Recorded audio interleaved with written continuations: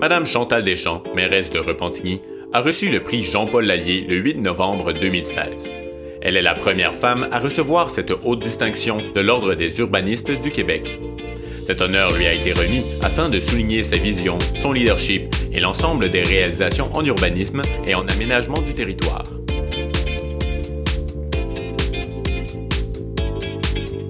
Moi, j'étais très touchée quand j'ai reçu des mains même du président de l'Ordre des urbanistes du Québec parce que j'ai connu personnellement M. Jean-Paul Lallier. Quand on avait eu notre petit bout de jasette, M. Lallier et moi, je lui parlais justement du travail qu'on avait fait pour créer le centre-ville à Repentigny, donc la revitalisation de la rue Notre-Dame, et qu'on était rendu à exploiter notre concept d'espace culturel avec la création du Centre d'art Diane Dufresne. Alors, nous, on a constaté qu'on n'avait pas de centre-ville à Repentigny. On était en deuil déjà depuis des années parce qu'on avait connu un centre d'art d'été qui a passé au feu à la fin des années 60.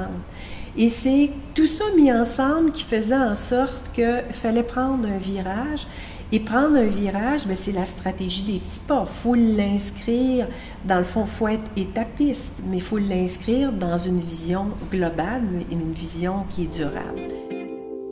10 millions qu'on a eu en subventions et en investissement de la part de la Ville et des paliers supérieurs du gouvernement. Alors, cela a généré plus de 230 millions d'investissements privés. Juste sur 1,5 km, on a vu apparaître l'âme du centre-ville avec des restaurants, des terrasses, des petites boutiques. La création de l'espace culturel, écoutez, c'est déjà la communauté, quand on a annoncé que la Ville était prête, qu'elle avait un concept, qu'elle voulait le présenter à la communauté, c'est la communauté d'affaires jumelée aux socio-économiques et culturels qui ont levé la main, qui eux-mêmes, dans leur générosité, ont donné 2 millions de dollars. Et ça, je vous le dis, ça ne s'est pas fait nulle part ailleurs.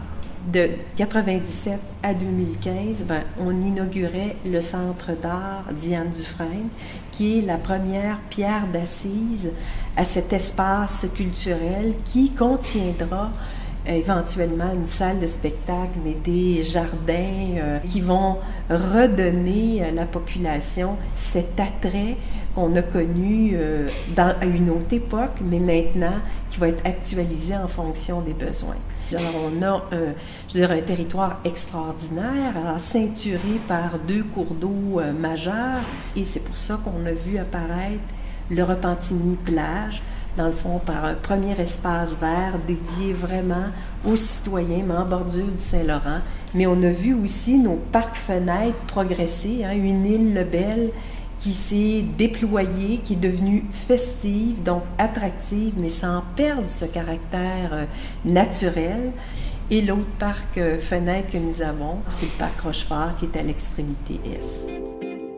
La pièce maîtresse en transport collectif, ce fut l'entrée en gare le 1er décembre 2014 du fameux train de l'Est. Moi, écoutez, je vous l'ai dit, j'ai été élue en 97 et déjà, on réclamait dans la communauté un train de banlieue. Et moi, je suis une tenante de cela. Il ne faut pas avoir peur de rencontrer le public. Il ne faut pas avoir peur de rencontrer les groupes d'intérêt. Au début des années 2000, j'ai pris mon bâton de pèlerin et je suis allée convaincre, dans le fond, mes collègues de l'île de Montréal, au bien fondé, autant pour eux comme pour nous, d'avoir un train de l'Est. Alors, parce qu'on ne peut rien faire tout seul. Et il faut faire dans la concertation. Et chez nous, l'urbain est au service de l'humain. Et c'est ce qui fait toute la différence.